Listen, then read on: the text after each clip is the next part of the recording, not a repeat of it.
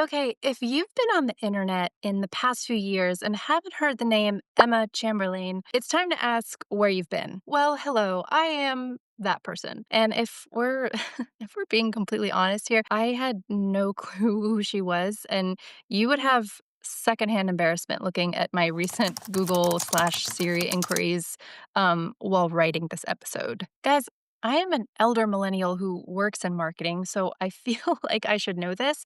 I also live in Los Angeles, which somehow feels like I should be more connected to the current times of modern influencer type culture. So if you're listening or watching right now, you fall into one of two categories. The first, you're either scoffing at me, wondering like, are you okay? Like, how do you not know who she is? Like, that's so embarrassing for your soul. Get out of here and go back to whatever Harry Potter house that you crawled out of, Slytherin. Or, second category, you are in the same boat I am, just a creative by trade or hobby trying to not be so out of touch. Maybe it's part of your job to stay ahead of trends, or you have Gen Z colleagues or friends that you're trying to keep up with in conversation. Maybe you're just like, I keep vaguely hearing this person's name. I feel like I should care, but I'm just too exhausted and I just don't have any F's left to give. Well, my friend, you are in luck because I happen to have towers of orange spaghetti sauce stained Tupperware containers full of F's, and I did all the work for you and breaking down exactly why you should care. So, one, Emma practically reinvented the vlog, pioneering a very raw comedic style that everyone started copying.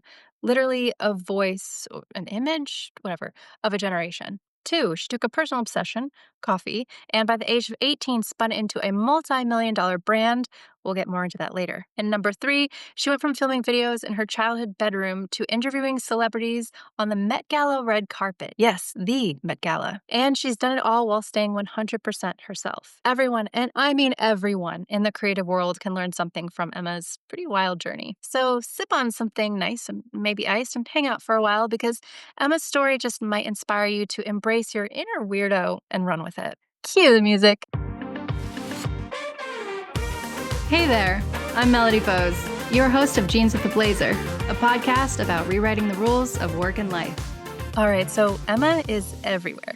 She's the YouTube vlogging superstar turned business mogul and fashion it girl that the people of the internets just can't get enough of. All right, so how would we describe her vibe? Think of like your funny, most unfiltered friend that you had in high school, the one who could make just sitting and hanging out in a parking lot an adventure. And then give that person a camera and an internet connection. That's Emma. She's a 24-year-old digital creator from California who blew up on YouTube by basically doing everyday life but making it hilarious. We're talking relatable content like thrift store hauls, making coffee in her kitchen, chatting in her car about whatever's on her mind. In the beginning, there was no staged perfection, no fancy backdrop, just Emma in a hoodie cracking jokes and just being real. It felt like hanging out with a friend, and guess what? People loved it. So when I first looked up her videos, I'll be honest, I didn't get it. At and Emma fans don't come for me, but at a glance, she's just a girl talking to the camera, right? Anyone can turn on a camera and hit record. Why is she so famous? Literally, one of my Google searches, why is Emma Chamberlain so famous? Oh my God. Embarrassing. Okay. All right, but there's more to the story here. What really set Emma apart was her editing style and humor. Early on, she developed a signature way of cutting her videos that was super fresh. She'd throw in awkward jump cuts, zoom in on her face, the silliest moments, add goofy text on her screen, basically breaking all the professional quote unquote YouTuber rules. And it worked. Her candid, self deprecating humor made you feel seen, and that's what made her stand out. She wasn't trying to be a polished influencer, she was just being herself, burps, messy room, crazy faces, and all. Back in 2016, 2017 era, we had a sea of just like Instagram perfect, polished influencers. And Emma's raw authenticity was like a breath of fresh air. And guess what? That realness paid off big time. By late 2017, 2018, her YouTube channel absolutely exploded. We're talking millions of subscribers in the span of a year. And today she's got over 12 million YouTube subscribers and more than 1.7 billion video views. That is insane numbers from someone who basically started by vlogging about boring afternoons at home. So her influence grew so quickly that in 2019, Time magazine actually named her among the top 25 most influential people on the internet, saying Emma pioneered an approach to vlogging that shook up YouTube's unofficial style guide. So if you're in any kind of creative industry, I hope your ears perked up because staying ahead is all about disrupting the norm, and that is exactly what Emma did. She changed the game, and a whole generation of creators started emulating her style. Not bad for a girl who began making videos as a bored teenager, right? So she started when she was like 16 or something. So, yes, Emma Chamberlain is a big deal online, but her impact goes way beyond just funny YouTube videos, as we're about to see. So, to really appreciate how far she's come, let's rewind a little bit and look at how it all started. Emma's rise to fame. So, Emma wasn't born into fame or had these crazy connections. In fact, her story is refreshingly self made. She grew up in a small city called San Bruno, which is just outside of San Francisco. And fun fact, San Bruno is also where YouTube's headquarters are. So maybe it was fate. Emma was an only child raised by her mom after her parents separated, and they lived in a pretty modest 2-bedroom apartment. There was no Hollywood glitz, no Nepo baby privileges, just a regular girl who grew up more or less comfortably in a regular town. She went to an all girls Catholic high school and, by her own accounts, had a quiet, even lonely childhood. And like a lot of creative misfit kids, when life was slow, she turned to making her own fun. The spark came when Emma was 16 years old. It was 2017 and she was feeling bored and uninspired by school, so she did something a little crazy. She decided to start a YouTube channel and vlog her life. Now, keep in mind, in 2017, the YouTube scene was already pretty crowded, but Emma didn't approach it thinking, I want to be famous, allegedly. So, in a lot of videos, I talk about storytelling strategy and building a brand, which is very important. But I think Emma's rise reveals something that we as creatives or marketers or storytellers can sometimes forget in the midst of vanity numbers and ROI and jargon nonsense. We forget social media at its core is about connection. And Emma's story is a really, really important reminder of that. But there's still some qualities that we can dissect to help us understand why her content exploded in popularity. More on that. So, her early videos were super unfiltered slices of teen life. She'd film herself doing DIY projects, making weird recipes, thrifting clothes, or just ranting about her day. By the summer of 2017, some things started to click. People found her content and related to it hard. It's like she had this magic combination of being funny, honest, and totally unpredictable. Her channel then grew lightning fast. And at one point, she gained something like 150,000 subscribers in just a single month. Wild. At face value, it appears like Emma was just posting videos for fun, but we're going to hyperfixate on the why, because yes, there is a deeper meaning here that we can analyze the success of it. Because we're nerds, and we love that for us. So, what Emma was doing, maybe without even realizing it at the time, is she was playing into a major pillar of content marketing that defines the attention economy: entertainment.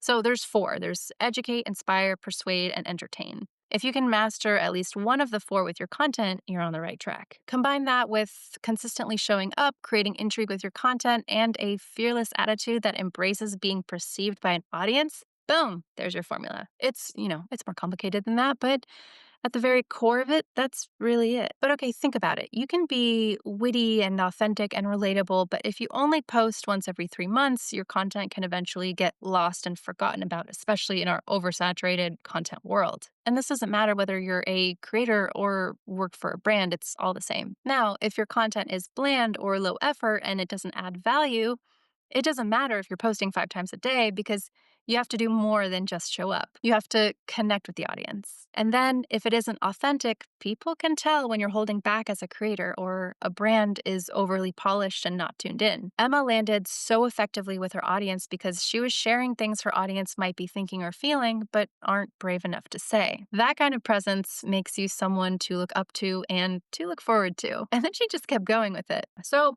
back to Emma. Imagine being 16 or 17 and suddenly hundreds of thousands, then millions of people are watching you just snack in your kitchen and complain about homework. That's wild, right? So by 2018, Emma Chamberlain was officially a YouTube phenomenon. She even won the 2018 Streamy Award for Breakout Creator, basically crowning her as the year's biggest rising star on the platform. As her online fame took off, Emma made a bold move. She dropped out of high school. This is one of those controversial decisions, definitely not traditional, but Emma felt she had an opportunity that she just couldn't pass up. She convinced her parents, shout out to her parents for being so supportive. She convinced them to let her pursue YouTube full time, and she later earned her GED outside of traditional school. She once joked that by senior year, she was so busy with YouTube trips and projects that she practically went to high school on FaceTime. I'm sure a lot of people who went to high school in 2020 can probably identify with that. Anyway, so that decision paid off. She poured her energy into content and it kept propelling her upward. At 17, she packed her bags and moved to LA to be at the heart of the creator community. Scary? But for sure. Moving to LA alone as a teenager sounds absolutely terrifying. I moved to LA later in my 20s, and it was still scary. But Emma handled it. She moved into a tiny studio apartment in LA, and that little one-bedroom studio became the iconic backdrop of a lot of her early videos with her scrappy IKEA furniture and all. Flash forward, though, that same girl now owns a multi-million-dollar home in Beverly Hills. That's a glow up. So early on in LA, Emma connected with other young YouTube stars, which only grew her profile. So if you're in the deep trenches of the YouTube community, you might recall the so called Sister Squad. Emma teamed up with the Dolan twins, Ethan and Grayson, and beauty guru James Charles for some collab videos that sent fans into a frenzy. These collabs racked up tens of millions of views, and suddenly, Emma wasn't just that funny girl on YouTube. She was running with some of the biggest influencers of the day. The Sister Squad eventually drifted apart, as internet friend groups often do. But by then, Emma had firmly established her own brand. She had proved she could hold an audience on her own with no constant collabs needed. But this is what's so important is what made Emma stand out in those formative years was despite the rapid rise that she had, she stayed remarkably authentic. Like, she didn't start curating some perfect LA influencer life. In fact, she often made fun of influencer culture even as she was becoming one. She was openly anxious, goofy, and imperfect on camera. And that realness forged a real bond with all of her viewers. Teen girls, and plenty of guys too, saw themselves in Emma. And sure, by her 20s, she was a millionaire living a life that's not so relatable anymore, but somehow her genuine personality still resonates with her viewers. So here's another thing I want to point out here is she collaborated with other YouTubers, which let her scale and reach new audiences that were similar to hers. And she didn't lose the qualities that made her appealing in the first place. Great move. Okay, from YouTuber to fashion icon. Now, here's where Emma's story takes a turn that nobody quite expected from the beginning.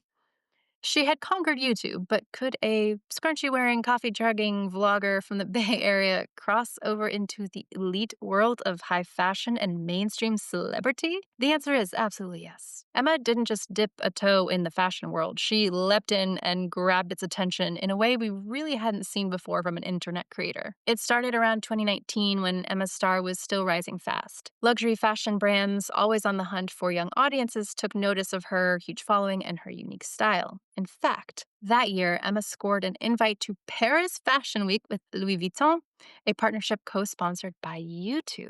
So just think about this for a second.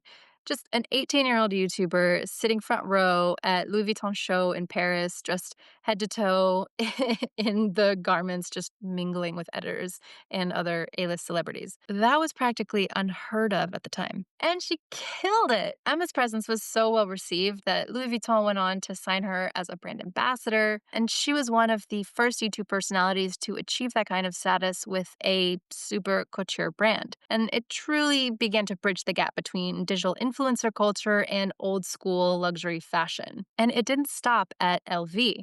Over the next couple of years, Emma became a regular fixture at major fashion events. She formed relationships with big, huge brands like Miu Miu, Valentino, and Prada doing collaborations and campaigns. So after all this, her fashion clout was so strong that she was invited to the ultimate celebrity event, the Met Gala in New York. Emma didn't just attend, she was actually working the event as a host. Vogue hired her to do the official red carpet interviews where she was on the mic and chatting up supermodels and movie stars as they arrived. Imagine that. Just like a few years prior, she was just filming in her bedroom, and now she's literally interviewing Lil Nas and Rihanna for Vogue. Insane. It was truly a full circle moment, and kind of a watershed for influencers in general. Proof that the internet kid can level up to sit at the table with fashion royalty. Emma has continued to host Vogue's red carpet coverage at subsequent Met Galas, becoming a bit of a staple of the event. And she's done it all her own way. What I love is even as she's rubbing elbows with Anna Wintour, she hasn't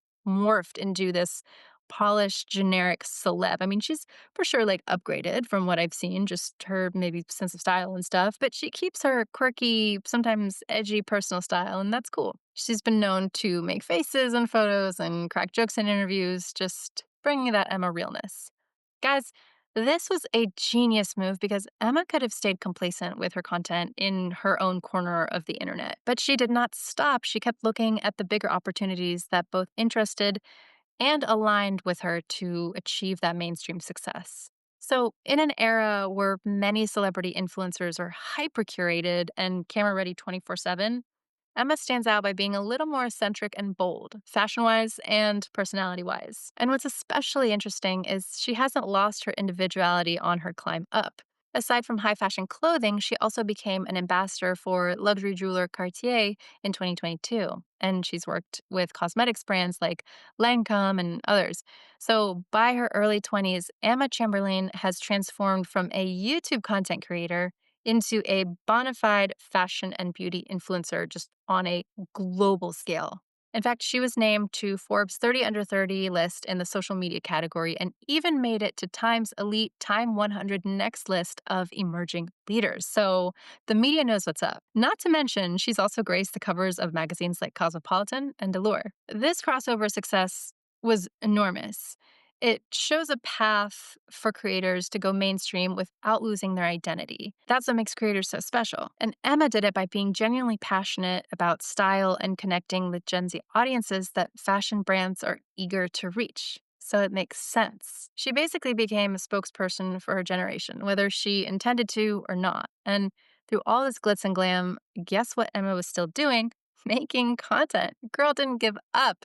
She didn't abandon her digital roots. No, she was not too good for it. In fact, during these years, she was branching out on the content front too, in a very meaningful way. Podcasting, a new side of Emma. Many influencers would have been content just sticking to their YouTube lane.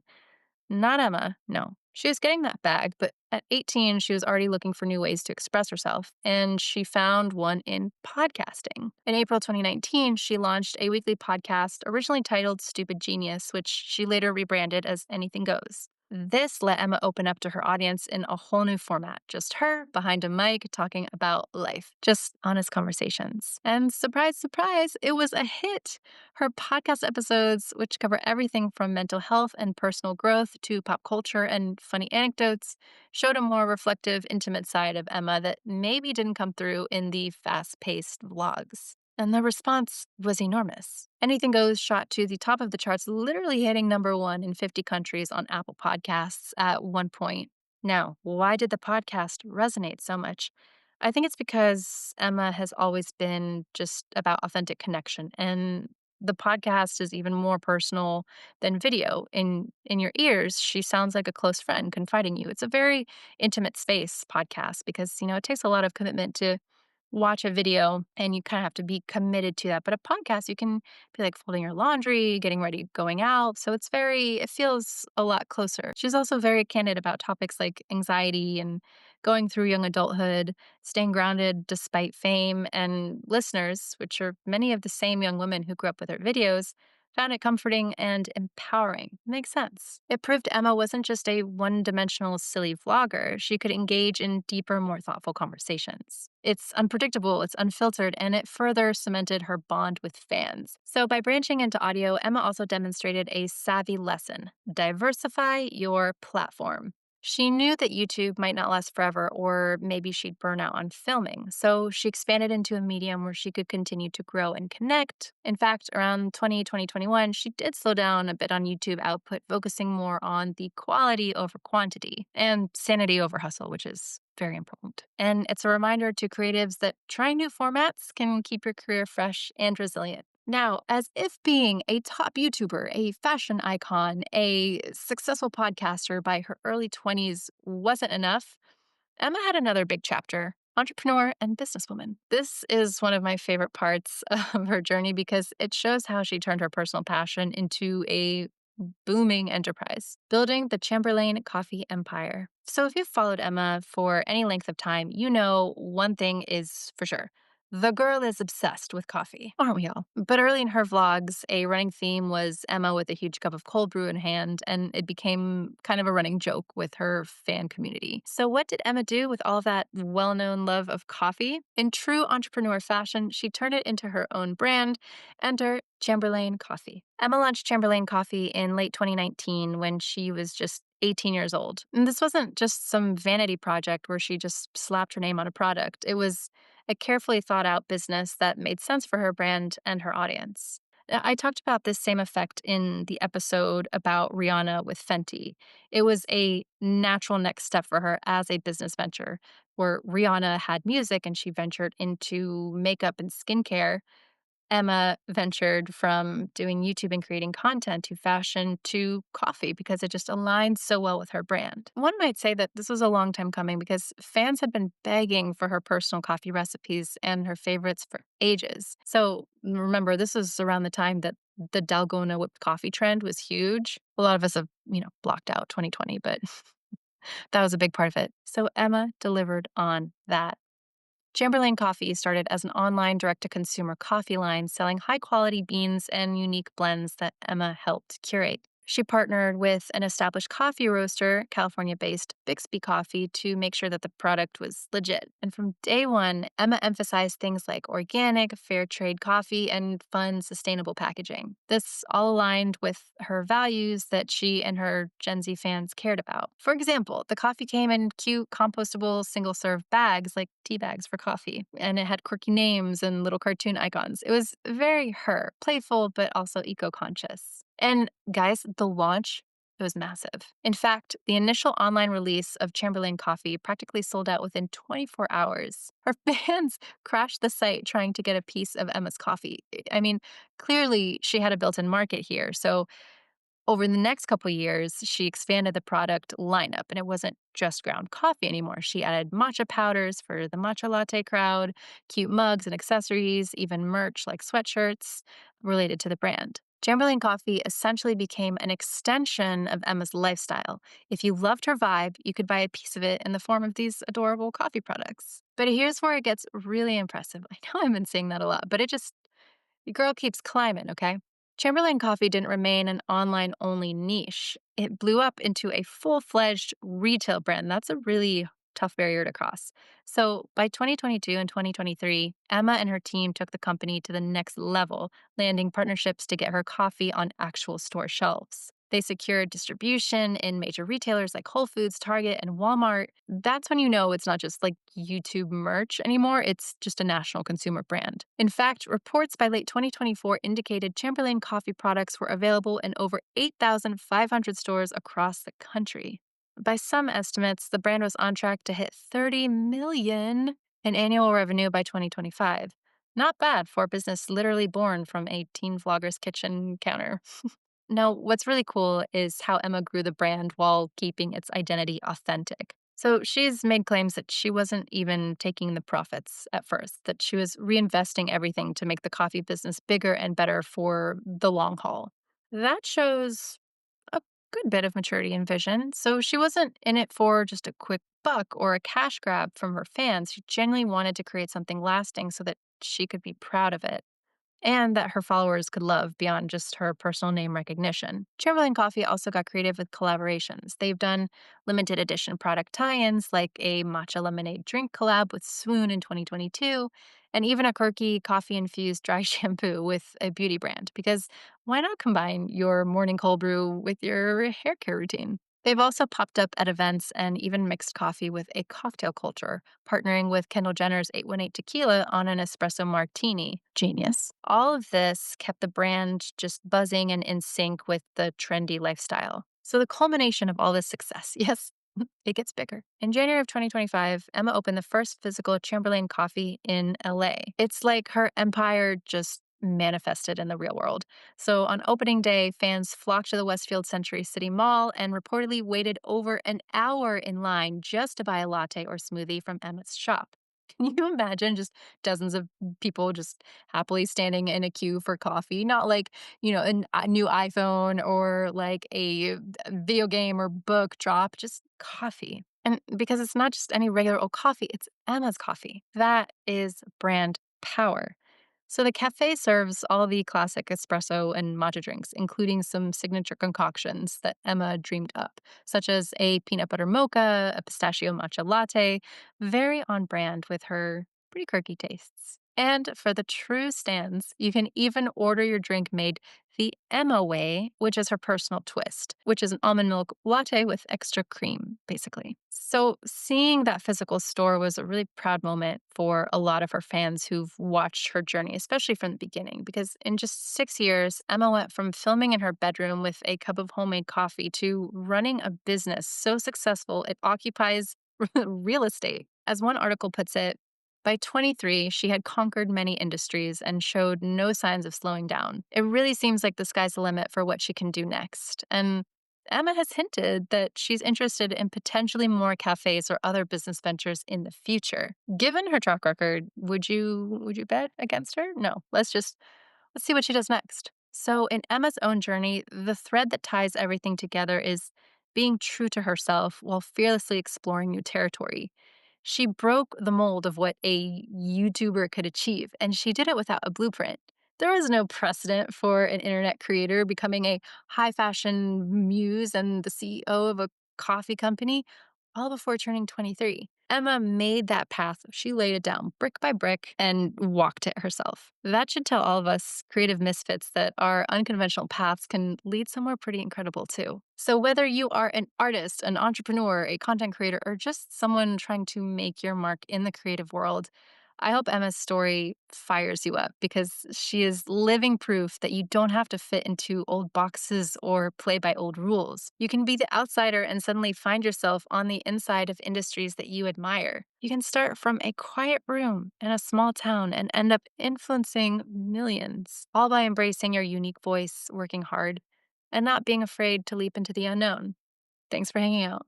That's a wrap on this episode of Jeans with a Blazer. If today's conversation gave you something to think about, a mindset shift, or just the push you needed, do me a favor. Subscribe to the podcast so you never miss an episode. Leave a review wherever you enjoy your podcasts. It helps more people find it, and it keeps these conversations going. And I love hearing from you. Follow at Jeans with a Blazer and tag me with your biggest takeaways, your latest wins, or just tell me what topics you want to hear about next. See you next time.